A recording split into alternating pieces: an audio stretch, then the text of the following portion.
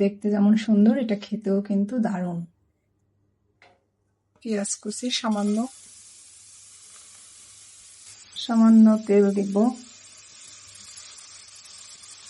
লবণ দিয়ে দিই।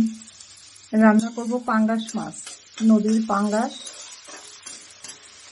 দেখাচ্ছি আমি 3 পিস রান্না করব আজকে, একদম টাটকা মাছ। দেখেন রংটা কি সুন্দর, পুরাটাই মনে হচ্ছে তেল। এবং এই নদীর যে পাঙ্গাস, এটাতে ওমেগা 3 বেশি থাকে এবং এটা আমাদের শরীরের জন্য অনেক উপকারী মাছের তেল। পেঁয়াজটা একটু ভেজে নিলাম, এটা হচ্ছে পেঁয়াজ পেস্ট।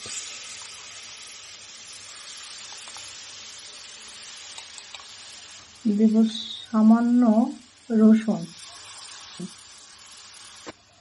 সামান্য আদা বাটা, ধনে জিরার গুঁড়ো, মরিচের গুঁড়া, হলুদের গুঁড়া। ব্যাস, মশলা মোটামুটি দেওয়া শেষ। এবার সব মিশিয়ে নিই। আমি মশলাটা আজকে একটু ভালো করে কষাবো। আমি সাধারণত মশলা বেশি কষাই না,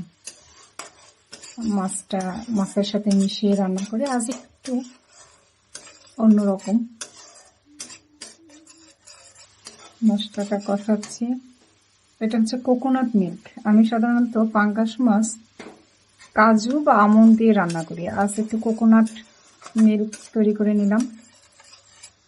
এটা হচ্ছে শাহি গরম মশলা, এটা একটু দিয়ে দিই।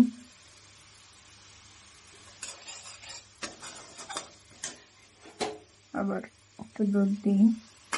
এই মশলাটা আসলে অল্প আছে, বেশ খানিকক্ষণ কষিয়ে নেব। মশলাটা কিন্তু বেশ ভালোভাবেই কষিয়ে নিলাম।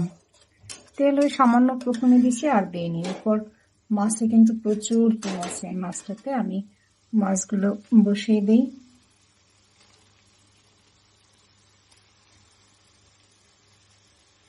এটা হচ্ছে ডিম আর মাছের তেল। মাছটা একটু উল্টে নেই, মশলাটা একটু মাখিয়ে নেই।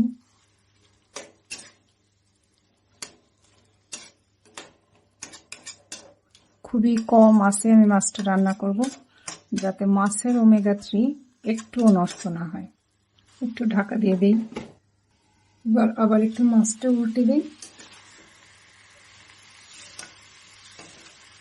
মাছ বেশি নাড়াচাড়া করা যাবে না, তাহলে না ভেঙে যাবে। খুবই সফট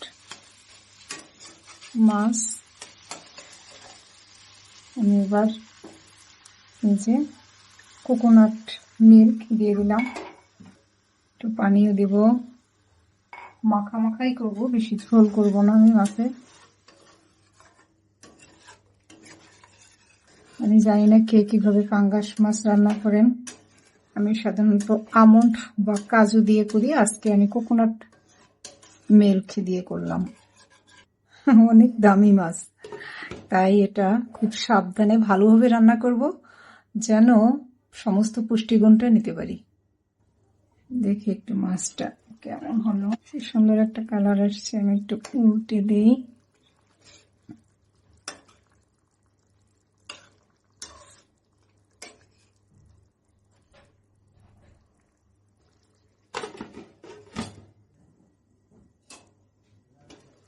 রান্না কিন্তু শেষ। একটা তেল উঠে আসছে, মাছ থেকে বের হয়ে আসছে। চুলাটা বন্ধ করে দিলাম। আমি এটা যদি একটু ঢাকা দিয়ে রাখবো, মাছ দেখাই।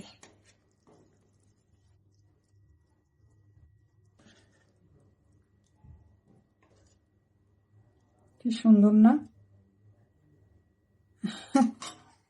এত ভালো লাগছে, দেখতে যেমন সুন্দর, এটা খেতেও কিন্তু দারুণ।